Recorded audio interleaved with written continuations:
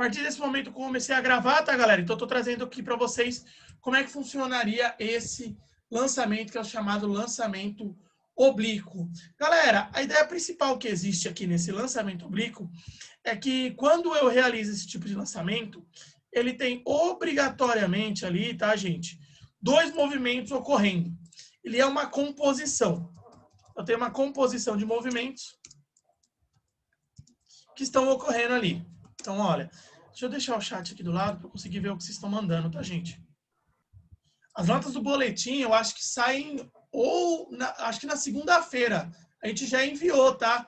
A galera que tinha só, eu tô segurando só a galera da recuperação. O restante já enviou. Provavelmente segunda-feira acho que o Rafa já consegue mandar para vocês, tá bom?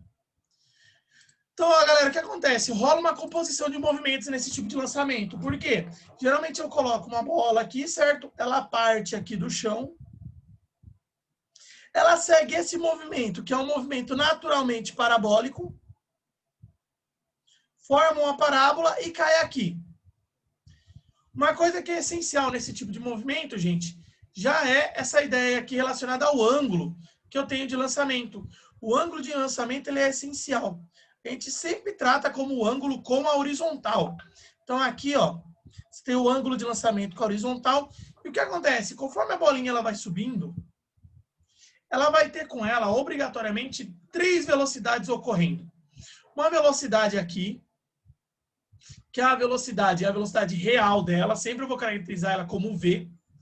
Uma velocidade no eixo X, que se encontra aqui. Essa velocidade é a componente X, ela é a componente horizontal, ela é Vx. E eu tenho aqui uma velocidade, que é uma velocidade no eixo Y, aqui para cima. Sempre vou caracterizar ela como Vy. Nessa composição de movimento, você tem 2 movimentos ocorrendo obrigatoriamente. Um movimento no eixo Y e um movimento no eixo X. Por isso eu vou ter que escrever essas 3 equações. Então o que eu vou trazer primeiro? Eu vou colocar aqui para vocês o triângulo que está sendo formado ali. Eu tenho um triângulo que está sendo formado com aqui V, aqui sendo V, aqui sendo a componente Vx, e aqui a componente, que é a componente Vy. Eu tenho 3 componentes e aqui eu tenho um ângulo. O primeiro serviço que a gente tem sempre nesse tipo de movimento é conseguir escrever cada uma dessas componentes. Então, o que eu deixo sempre como dica com vocês? Vocês têm que olhar no triângulo e verificar qual cateto que é. Como esse Vx é um cateto, que é um cateto adjacente, vocês estão vendo aqui, ó, está do mesmo lado do ângulo, eu vou estar relacionando o Vx a um cosseno do ângulo. Enquanto esse Vy, ele é um cateto oposto. Galera, como ele é um cateto oposto, eu relaciono ele com um seno. E aí, a única coisa que eu estou usando aqui são as características relacionadas a Pitágoras. Então, eu escrevo para vocês que Vx é igual a V vezes o cosseno de θ. Tudo bem? Esse aqui é Vx. Enquanto Vy sempre vai ser V vezes o seno de θ. Caso eu queira saber o valor real da velocidade, eu posso fazer que a velocidade vai ser igual. A velocidade ao quadrado é igual a Vx ao quadrado mais Vy ao quadrado. Essas são as componentes principais. E caso eu precise trabalhar com um ângulo, a maneira de achar o ângulo é usar a tangente. Então, a tangente desse ângulo θ é igual ao cateto, que nesse caso é o cateto oposto, sobre o cateto adjacente. Então, é a componente Vy sobre a componente Vx. Essas são as nossas primeiras 4 equações, tá, gente? Além de ser as nossas primeiras 4 equações, são as 4 equações que elas acabam entrando em todo o movimento. Galera, fazendo a pausinha aqui para fazer uma pergunta para vocês. Vocês conseguiram entender até o momento? Eu estou deixando em blocos. Cada bloco de equação eu coloco. Geralmente ela dá o cosseno e o seno. Pedro, geralmente ele dá o ângulo. Ele fala, eu tenho ângulo de 30 graus. Como eu sei que eu tenho ângulo de 30 graus, eu tenho que saber o seno e o cosseno porque são ângulos notáveis. Tudo bem? Pegou a ideia aí? Galera, alguém ficou com dúvida sobre essas 4 equações iniciais? que eu estou colocando em blocos. Se ficou com dúvida, pode abrir áudio ou mandar aí no chat. Se não ficou, galera, sobe um joinha para eu saber se eu posso continuar. Boa, boa, boa. Ótimo. Então, galera, essas equações aqui são auxiliares. Elas vão auxiliar a gente a chegar nas equações principais. O que acontece? Aqui, agora, eu tenho que falar das equações do movimento. Quais equações são as equações de movimento? Primeiro, eu tenho que verificar em qual tipo de movimento ocorre em cada eixo. O movimento no eixo Y é obrigatoriamente um movimento uniformemente acelerado, porque ele tem a aceleração da gravidade. Enquanto no eixo X, eu tenho um tipo de movimento que é um movimento uniforme. A velocidade no eixo X, ela começa com um valor e segue até o final com esse mesmo valor. Já no eixo Y, não, ele vai sendo alterado. Professor, o que está escrito ao lado do Vx? O Vx está escrito V vezes o cosseno de θ, Júlia. É V vezes o cosseno de θ, tá bom? O Gabriel Barbosa falou que ficou com dúvida. Gabriel, especifica para mim aonde, cara. Você pode colocar via chat ou com a boa abrir o áudio aí sem problemas. Júlia, em cima está escrito, em cima do Vx está escrito adjacente, que é o cateto adjacente. Tá? Gabriel, eu vou andando, tá? Qualquer coisa você me fala. Se der para explicar de novo a última parte, Rogério. Tá? A última parte é a seguinte, tá? O que eu estou trazendo aqui para vocês? Eu estou trazendo que sempre vai ser feita aqui a velocidade nesse movimento de 3 componentes. A velocidade real, que é a velocidade que é responsável por realizar a parábola. A velocidade em x, que é a componente x dessa velocidade. E a velocidade em y. A velocidade em x só vai atuar no eixo horizontal. A velocidade y somente no eixo vertical. E aí o que acontece? Eu posso relacionar isso com um triângulo. Por isso eu consigo tirar que Vx é igual a V vezes o cosseno de θ e Vy é igual a V vezes o seno de θ. Nada mais, nada menos. Isso aqui são uso de funções trigonométricas. E na frente você tem Pitágoras, que V ao quadrado é igual a Vx. Tem um erro aqui, ó. Um erro não, né? Tá faltando uma coisinha aqui, ó. Vx ao quadrado mais Vy ao quadrado. E embaixo eu usei a tangente para achar o ângulo. Aqui embaixo o que tem de novo é o seguinte. Essas equações de movimento vão trazer, primeiro, que no eixo Y, ou seja, nesse eixo vertical que está aqui, ó, eu vou ter um movimento que é uniformemente variado, porque atua sobre ele a aceleração da gravidade. Então, é um eixo em que a velocidade ela se altera a todo momento. Enquanto no eixo X, eu tenho um movimento que ele é uniforme. Então, significa que a velocidade que ele tem aqui é a mesma velocidade que ele tem no final do movimento. Ele se mantém sempre com a mesma velocidade, a velocidade Vx. O que acontece? Agora eu tenho que escrever as equações desse movimento, tomando algumas coisas para facilitar elas.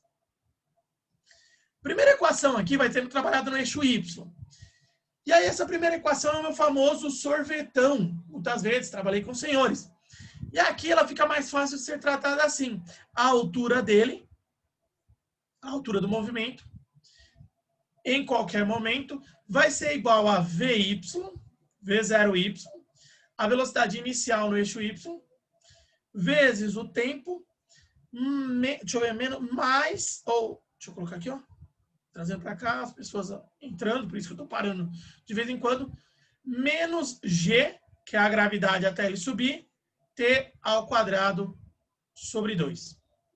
Essa é a primeira equação, é a equação que ocorre no eixo Y apenas. Então, toda vez que eu falar de altura, eu vou estar olhando para o eixo Y, e aí eu vou estar trabalhando com essa equação, ou essa segunda equação, que é a velocidade final em Y é igual à velocidade inicial em Y menos GT, nesse caso, gravidade vezes tempo, segunda equação, ou a terceira equação, que a terceira equação é a velocidade final em Y ao quadrado é igual a V0y ao quadrado menos 2GH. Para facilitar a vida de vocês, o que eu vou estar fazendo aqui? Eu vou estar dando números para essas equações. Então, essa é a equação número 1, essa é a equação número 2 e essa é a equação número 3. A quarta equação que vem agora, galera, é a equação do eixo X. Somente quando eu estiver falando sobre alcance, eu vou usar ela. Porque no eixo X é um movimento que ele é uniforme. Então, o que vai acontecer? No eixo X, a única equação que tem é x é igual a Vx, que é sempre constante, vezes t. É o sorvete, mas o sorvete agora aplicado aqui dentro das nossas situações. Eu vou dar o nome dessa equação de equação 4. Para poder facilitar. Então, esse bloco aqui que eu trouxe para vocês agora são os blocos de equações dos movimentos. Gente, vocês conseguiram pegar isso daqui? Essas 4 equações aí que eu acrescentei? Já tenho 8, né? Sim? Stephanie colocou para mim, o restante da galera aí, gente, preciso... Júlia, salve. Ótimo, galera, tô indo bem na calma, tá? Por isso eu tô dando cada pausa entre blocos para tirar dúvida em cada bloco, para não ter que tirar dúvida no total. Fernando, Daniel. Ô, Rogério. Fala, Andrei. É aquela que você passou ontem do movimento Y e movimento X, né? É a mesma coisa, né? Isso, exato. É o que eu passei ontem do movimento Y e movimento X, que estava lá no slide, e agora eu estou fazendo isso na lousa para ficar mais com cara de esquemão. Tá bom, Andrei? Beleza, Certo. beleza. Galera, agora eu vou colocar aqui embaixo, eu sei que essa lousa ela tá cheia de informação, mas eu vou colocar embaixo aqui, e aí eu vou até colocar isso daqui, eu vou formatar para deixar a letra maior, para chamar a atenção. Tá bom? Então, em vermelho. O que eu vou estar colocando aqui, gente, são os fatos desse movimento. É em cima desses fatos que eu vou gerar mais equações agora, tá bom? Primeiro fato. A velocidade em Y no topo da trajetória, exatamente aqui, ó, é obrigatoriamente igual a 0 metros por segundo. Isso aqui vai ser um fato que eu vou usar vários momentos. Tudo bem? Então, esse aqui é um primeiro fato. Galera, desse tipo de movimento. Esse fato é o fato essencial. Se você grava esse fato, você consegue gerar todas as outras equações. O segundo fato é o seguinte: o tempo de subida, ou seja, o tempo que o movimento leva para subir, tem que ser obrigatoriamente igual ao tempo que ele leva para descer.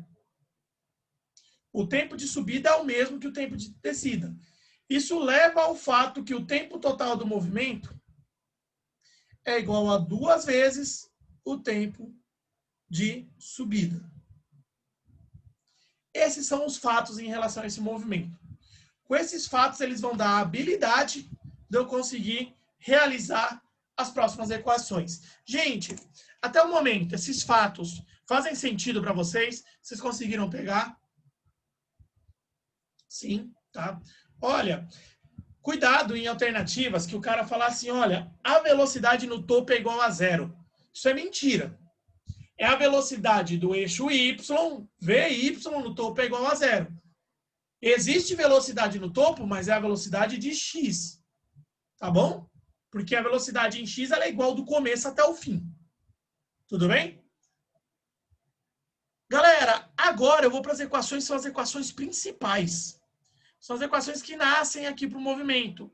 Ah, eu esqueci de perguntar, talvez vocês estejam copiando. Me dá um toquezinho aí se eu posso passar para frente, gente. Só sobe um joinha para eu saber. Tá. Boa. Ótimo. Certo, coloquei aqui, a gente já tem praticamente 8 equações aqui. Gente, agora a gente vai trazer algumas equações, são as equações principais desse movimento. Elas são derivadas, deixa eu até trocar o nome, equações derivadas para esse movimento, porque elas nascem da conjunção entre os fatos e as equações de eixos. Então, equações principais.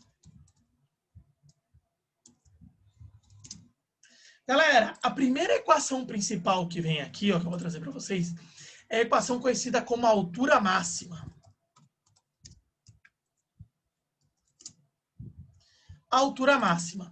Gente, ela vai nascer... Deixa eu colocar, deixa eu voltar. Ah, passei uma folha a mais, tá? Não tem problema, não.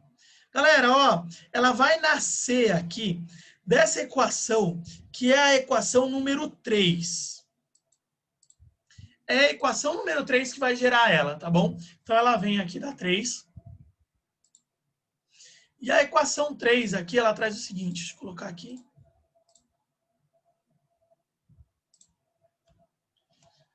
A equação 3, ela afirma para vocês que a velocidade final em y ao quadrado é igual à velocidade inicial em y ao quadrado menos 2 vezes g vezes a altura.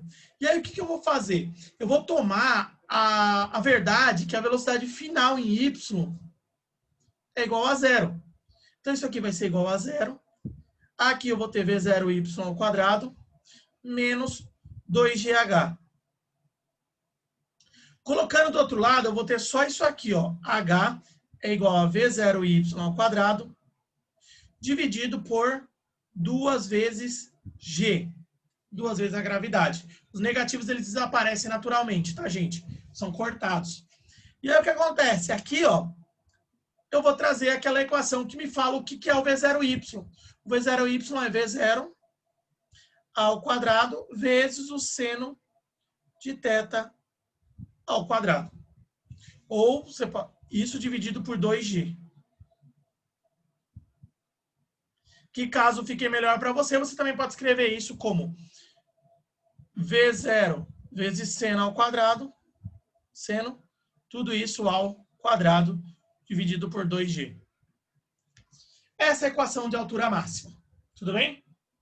Ela traz ali, toda vez que eu precisar saber qual é a altura máxima desse movimento, eu posso jogar direto nessa equação e aí eu consigo descobrir, tá bom? Como vocês podem perceber, essa altura máxima, ela depende do ângulo, tá? O ângulo de lançamento. Quando eu lançar com 90 graus, é a altura máxima que eu consigo, porque o seno de 90 é 1.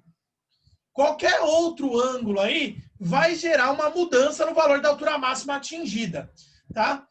Talvez a galera do vôlei deve entender isso que eu tô falando, tá? O que acontece? Quando você vai lançar a bola no vôlei lá, tem dois tipos de saque praticamente. Tem o saque que é o jornada, né? O saque jornada, né? A galera chama de jornada nas estrelas. E o saque básico que é o transversal, não é? O jornada nas estrelas, o jeito de você bater na bola é diferente. Por quê? Você aumenta o ângulo para fazer com que ele suba com a altura, chegue na altura máxima e caia lá no campo adversário. Existe um ângulo exato para você conseguir o melhor rendimento do saque de jornada, que respeita essa equação. A Júlia Passeca, ela falou, prof, buguei depois do H igual a V0Y quadrado. Tá, eu vou refazer aqui só para você ver, tá bom, Júlia? E aí eu vou chegar, tá? Tô apagando só para refazer. Pode deixar que eu vou refazer igual, tá? E aí o que acontece? Por que eu estou fazendo isso? Porque eu pulei alguns passos que talvez seja o que travou vocês. Deixa eu colocar aqui. Qual foram os passos que eu fiz, tá? Eu peguei esse V0y e joguei para cá. Fica menos V0y ao quadrado é igual a menos 2GH. E agora eu passei para cá e deixei o H sozinho. Ficou menos V0y ao quadrado sobre menos 2G. Tá aqui multiplicando, eu passei dividindo. Os negativos somem. Então, isso aqui faz com que o H máximo seja igual a V0y ao quadrado sobre 2 vezes a gravidade. O que eu fiz aqui foi variar a seguinte ideia. Aqui, ó, eu trouxe para vocês que esse V0y depende de ângulo. Então, ele ficaria o quê? Ficaria V0 vezes seno de θ ao quadrado dividido por 2g. E eu poderia escrever isso também sem prejuízo, matemática básica, que V0 ao quadrado vezes seno de θ ao quadrado sobre 2g. É a mesma coisa, são todas essas três que eu coloquei, equações de altura máxima. Gente, A Júlia já falou que está de boa, conseguiu entender. O restante também entendeu essa equação de altura máxima? Ô, Rogério, ali no lugar do G seria 10 por causa da gravidade? 10, exato. A gravidade, Tá. isso mesmo. Seria 10. O restante, V0 e seno de θ, que são os ângulos e velocidades, ele teria que te informar via enunciado. Certo? Galera, gostaria de saber se eu posso passar para a próxima página. Sobe o joinha aí só para eu saber se está ok, se está copiado já, se conseguiram pegar. Se não tem nem mais nenhuma dúvida aqui na altura máxima, tá bom. Eu falei próxima, na verdade eu vou voltar aqui para não deixar aquela folha em branco. Mas não vai mudar nada, tá, gente? Porque uma vai ser meio que independente da outra. Próxima equação que aparece é uma equação também extremamente importante, que é chamada de tempo de subida.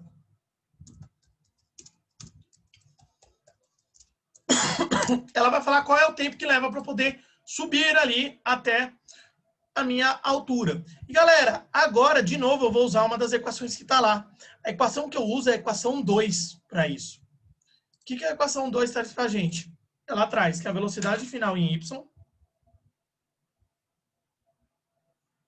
Então, deixa eu marcar aqui que é a equação 2.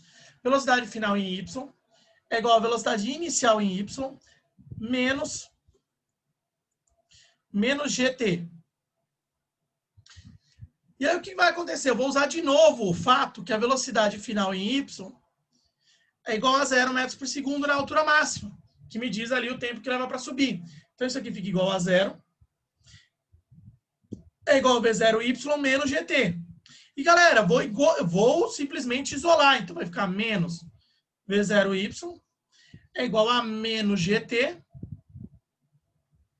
E aí eu vou trazer que o tempo de subida, o tempo que leva para ele poder realizar a subida toda, é nada mais, nada menos que V0y sobre g, que é a gravidade.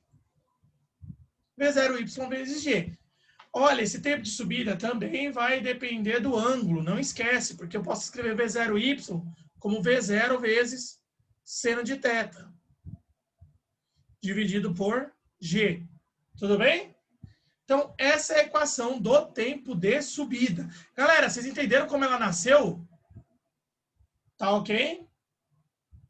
Falem para mim. Sobe o joinha. Tá? Alguém encontrou... Galera, só o Fernando subiu o joinha. Daniel, Andrei. Júlia, salve. Boa, galera. O restante está entendendo mesmo? Lucas Dalla também colocou ali. Então, ó, importante, viu, saber se vocês estão entendendo ou não. O Fernando Trintin também colocou. Professor, pode usar tanto essa equação conta outra ou tem situações específicas? Tem situações específicas, Stephanie. Se ele pedir para você a altura máxima, você vai trabalhar com aquela outra equação que eu acabei de gerar. Se ele pedir qual é o tempo que leva para subir, ou seja, o tempo para atingir a altura máxima, você vai ter que trabalhar com essa equação que eu coloquei. Então, tem situações específicas, tá bom? Depende do que o exercício está querendo. Ótimo, ótimo. Galera, agora eu vou continuar e aí eu vou trazer aqui somente uma derivação que vem de um fato, que é a equação de tempo total. Tempo total do movimento. Gente, a única coisa que acontece aqui é usar aquele fato que eu já tinha trazido para vocês, que o tempo total é igual a 2 vezes o tempo de subida.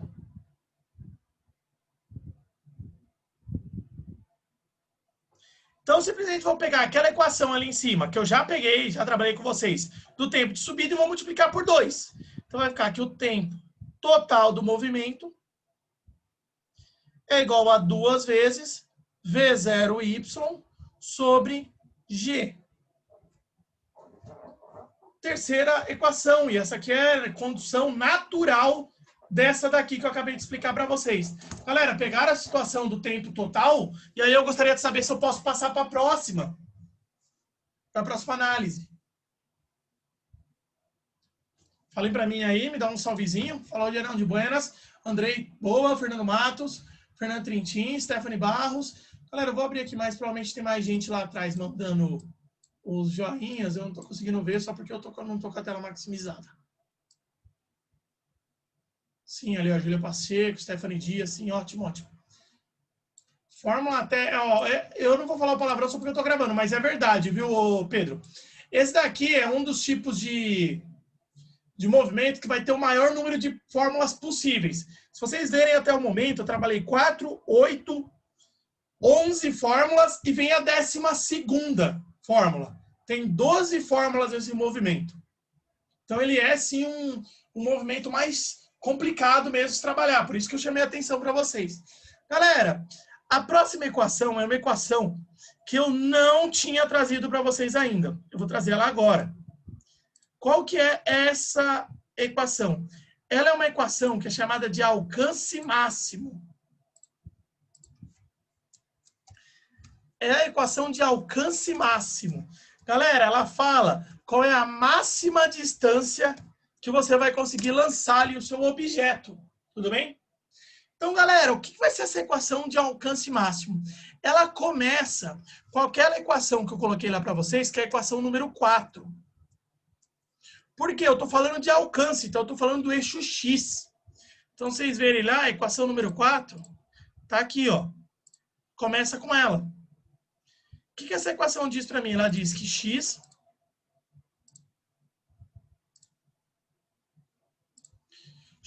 é igual a velocidade em x vezes o tempo. Tudo bem? Eu vou ter que trabalhar essa equação. Só que aí o detalhe vem aqui. Tá vendo esse tempo aqui, ó? É o tempo da bolinha sair daqui, fazer a volta e chegar aqui. Então, ela é tanto o tempo de subida como o tempo de descida. Então, significa que isso aqui é o tempo total. E é exatamente aquela equação que eu acabei de derivar para vocês. A equação do tempo total.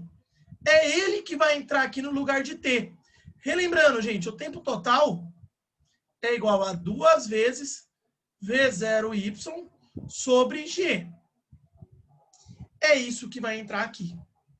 Então, vai ficar x é igual a Vx vezes 2 vezes V0Y sobre G. Eu substituí o tempo total aqui, ó, nessa equaçãozinha. E agora que complica, porque já com isso, eu já poderia falar que isso é uma fórmula, mas ela não é usada assim. A gente tende a alterar algumas coisas dela, tá bom? O que a gente altera nela? A gente abre o Vx, lembrando que Vx é igual a V0 vezes o cosseno de θ, e a gente abre o Vy junto, que dá que Vy é igual a V0, só que vezes o seno de θ. Então, agora começa aquela matemática um pouquinho mais chata. Fica x é igual a V0 vezes o seno de θ, vezes 2 vezes V0y sobre, ou V0y, desculpa, já vou trocar já. 2 vezes V0 seno de θ. E aí eu posso deixar aqui, como está multiplicando um e o outro, tudo isso sobre G. Reafirmando essa equação, eu trago que Vy é igual. Gente, ó, esse V0 vezes esse V0 vira V0 ao quadrado. E eu vou trazer o 2 para cá. Fica V0 ao quadrado vezes seno de θ vezes cosseno de θ sobre G. Ô, Rogério, Pode falar. você escreveu errado ali, ó, tem 2 seno. Tem 2? Ah, tá, desculpa, viu? Isso aqui é um cosseno. Então, ó, perfeito. Isso aqui é um cosseno. Cosseno de θ. Galera, aqui em termos, a fórmula está quase finalizada. Quase, quase, quase. Tá faltando um detalhezinho. Geralmente, ficar trabalhando com seno e cosseno, seno vezes cosseno, não é interessante. Não é interessante porque ele acaba dando mais trabalho para a gente.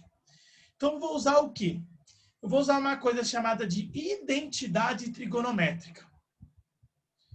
A multiplicação do seno de θ pelo cosseno de θ, ela pode ser reescrita. Como ela pode ser reescrita? Deixa eu pegar aqui só para ver um detalhezinho.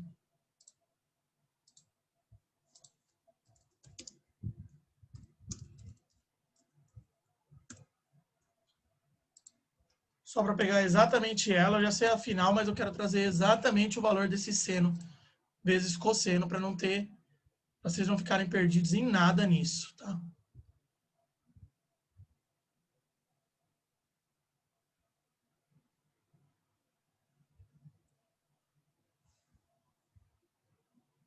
Certo. Ótimo. Então, galera, o que vai acontecer, tá?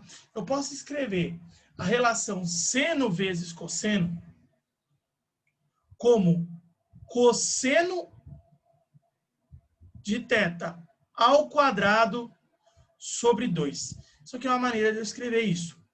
Então, eu posso escrever ele de maneira total como cosseno de θ ao quadrado, ou também pode ser escrito como seno de θ ao quadrado sobre 2. Isso aqui é uma identidade trigonométrica. Ela vale sempre a pena e eu sempre posso usar ela. Eu tenho só uma dúvida. Gente, vocês já viram identidades trigonométricas com o Diego? Me dá uma aí, por favor. Um retorno aí para ter uma ideia. Acho que não. Não viram? Ninguém viu seno ao quadrado mais cosseno ao quadrado igual a 1?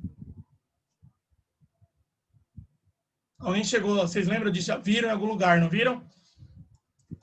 Certo. Então, ó, o que acontece? Isso aqui também é uma identidade que ela sai desse seno ao quadrado vezes cosseno ao quadrado. Eu não vou ficar batendo muito nessa questão do valor, tá bom?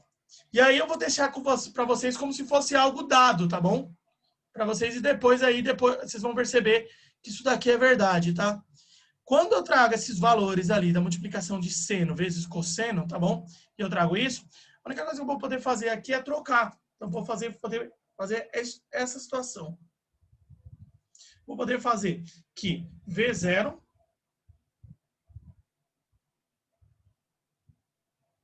ao quadrado, 2 aqui, né? Vezes 2, é igual. Eu vou trocar por seno ao quadrado de θ sobre 2 vezes g.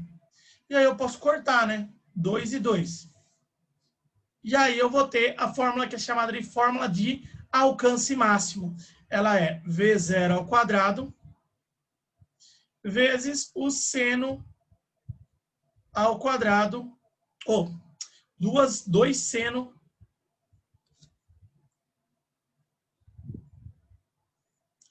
de 2 θ sobre G. Deixa eu trazer aqui, ó, tem um erro aqui. Isso aqui não é um quadrado não, tá, galera? Deixa eu tirar aqui esse quadrado. Tanto aqui quanto aqui. Isso aqui é seno de 2 θ, desculpa. E tá correto. Seno de 2 θ. E 2 θ aqui. Acabou. Essa equação é a chamada equação de alcance máximo. O que você vai usar ela, tá, gente? Você só vai usar ela quando for solicitado para você qual é o alcance máximo de um lançamento. Ou seja, aonde uma bolinha vai cair. E aí o que acontece? Esse local onde a bolinha vai cair vai depender de duas coisas. A velocidade inicial com que você lança, ou seja, quanto maior a explosão, quanto maior a velocidade inicial, mais longe o objeto vai. E um detalhe extremamente importante, vai depender do ângulo. Por que vai depender muito do ângulo? Gente, para você ter ali o valor máximo desse seno de 2 θ, você precisa que os 2 θ sejam iguais a 90 graus. 2 vezes θ seja igual a 90 graus. Se eu passo 2 para o outro lado, então eu vou achar que θ é 45. Isso daqui nos esportes é conhecido como ângulo áureo. Por que ângulo áureo? Ele é o ângulo, galera, em que você tem ali o maior alcance possível para qualquer tipo de lançamento, tá bom? A Rebeca perguntou, professora, eu não entendi o que foi feito com o cosseno, tá? O que eu fiz é o seguinte, Rebeca, eu usei essa relação aqui de cima, ó, que é o seno de 2 tetas. Ou o seno vezes o cosseno de teta é igual ao seno de 2 vezes teta sobre 2. Então, eu usei essa relação matemática, vou colocar ela aqui direto. Ó. Seno vezes o cosseno de um mesmo ângulo é igual a seno de 2 vezes esse ângulo dividido por 2. Essa relação foi ela que eu usei. Então, eu peguei isso daqui, ó, que é o seno de 2 tetas sobre 2, e substituí no local desse seno vezes cosseno que eu coloquei aqui. Que é o que gerou essa fórmula que vocês estão vendo aqui, a fórmula de alcance máximo. Ficou mais claro agora, Rebeca? Deu para tirar aí? Fora isso, tá? Essas duas aqui que eu trouxe, essa e essa. Galera, vocês conseguiram entender essa questão do alcance máximo e principalmente, tá? Esse ângulo que eu falei que é o ângulo áureo, o ângulo em que você consegue o maior lançamento possível em qualquer esporte, em lançamento de bomba, o que for, é 45 graus. Quanto mais próximo você está do ângulo de 45 graus, maior é o lançamento que você vai conseguir. No vôlei, a galera talvez, não sei se o Oswaldo fala isso, inclusive a galera do vôlei pode me falar, mas ele deve cobrar muito para vocês essa questão da maneira como você bate na bola no saque. Quanto mais inclinado está o seu corpo, quanto mais inclinado está a sua coluna, de uma maneira que ele bata ali próximo de 45 graus, mais no fundo da quadra vai essa bola. Eu não sei se para o vôlei isso é tão útil, você jogar, eu acho que no fundo da quadra é mais útil do que você jogar no início dela. Então, você buscar os 45 graus ajuda muito.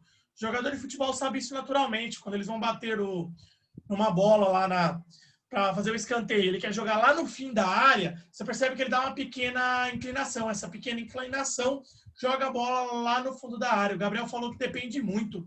Depende de quem está no fundo, não é verdade? Você tem que olhar lá se os caras que estão lá no fundo são bons, você tenta tirar a bola deles, né? Seja jogar em outro lado ou em outra ideia. Então, essa matéria ela envolve demais aí os esportes. Então, a gente vai discutir bastante isso enquanto a gente tá trazendo aqui as fórmulas. E aí, vocês estão vendo que essa aqui é a 12ª fórmula. E eu posso trazer que a 13ª é essa relação do ângulo áureo. Vou colocar aqui que o ângulo áureo, que é aquele que dá o maior alcance possível, vai ser igual obrigatoriamente a 45 graus. E aí é o 13º fato sobre esse tipo de movimento. Ah, não é muito o corpo em si, mas só o braço também, verdade. Tem duas maneiras, né, de você pensar ali como é que você vai angular. A maneira que você vai jogar o seu braço, né? E a segunda maneira é pensando ali em inclinação de coluna ou coisa do tipo. A galera varia bastante em relação a isso. Aqui a inclinação da coluna, na hora que você traz ela de volta aqui, você aumenta a velocidade inicial do seu lançamento, a maneira como você vai colocar a mão e também tem aquela coisa de você jogar o braço máximo para trás, né? Aquele famoso solta o braço. Se você bate com aquele braço retraído, a velocidade inicial é menor e aí vai uma bola ridícula lá do outro lado. Então, gente, até o momento eu consegui finalizar essas partes aqui. Então, o que eu estou fazendo primeiro, tá? Estou tirando aqui a nossa gravação para dar um pouquinho mais de liberdade para vocês, para quem está com medo de ser gravado ou coisa